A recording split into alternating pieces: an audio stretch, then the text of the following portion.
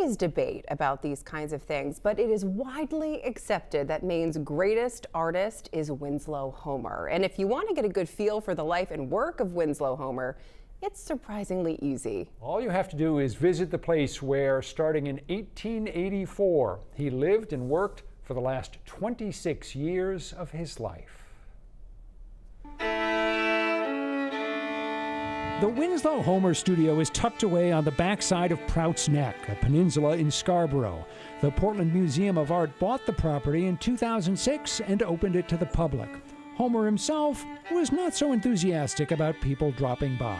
He had famously a door knocker in the shape of the head of Medusa, meant to ward off unwitting visitors, but always with a wink. To keep the nosy and the curious away, Homer also put up this handmade sign, a warning of snakes and mice. And this was situated outside the studio towards the road where visitors would sometimes wander by and maybe try to poke their heads in, especially as he got more well-known and more famous. Winslow Homer moved to Prout's Neck from New York City. This building was not just his studio, but his home. He wanted to live by the sea, and from this spot he could watch the ever-changing natural drama created by wind and water and weather. For people who are not from Maine, or haven't spent time in Maine in particular, it really must be pretty eye-opening to come out here, see the building, see the ocean, and then sort of have, I would think, that experience of, oh, now I get it.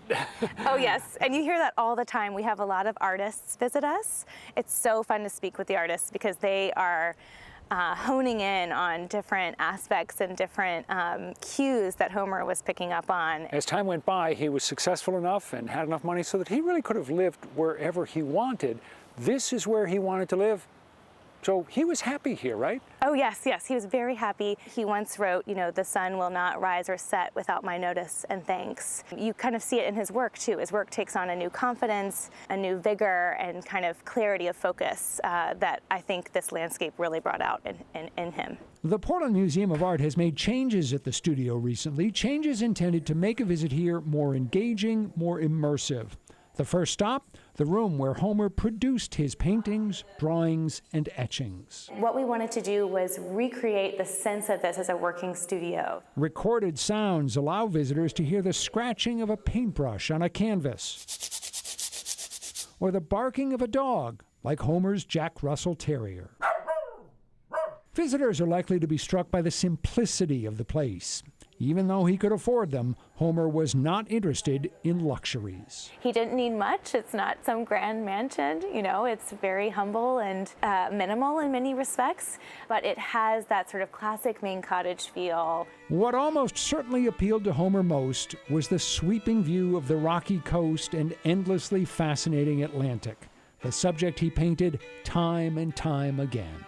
Homer would pace back and forth across the piazza, so the balcony that faces the ocean from the studio home, wearing out the floorboards, you know, just staring out at that vista. I know the Portland Museum of Art is not in the lodging business, but the piazza alone would be a fabulous feature to Airbnb. I couldn't agree more. I would pay big money to stay here.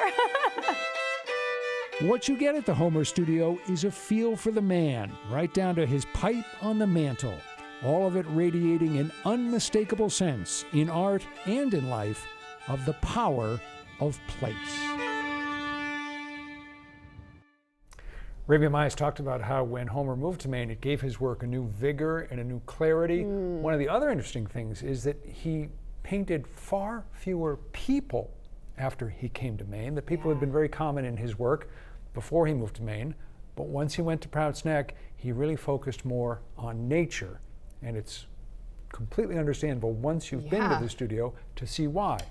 This grand ocean right in front of him, and the wind and the animals and everything else, and that was really what he focused on for the last quarter century of his life. Which I love because it goes so well with the other signs that he had, warning people of snakes and mice. Yeah. I was waiting for the beware of the dog sign to come out of the woodwork. We were, of course, there on a gorgeous day. You kind of want it to be a stormy day because that's what Homer painted so often, Yeah. was the stormy ocean. But anyway, no complaints about being there on a perfect Maine autumn day.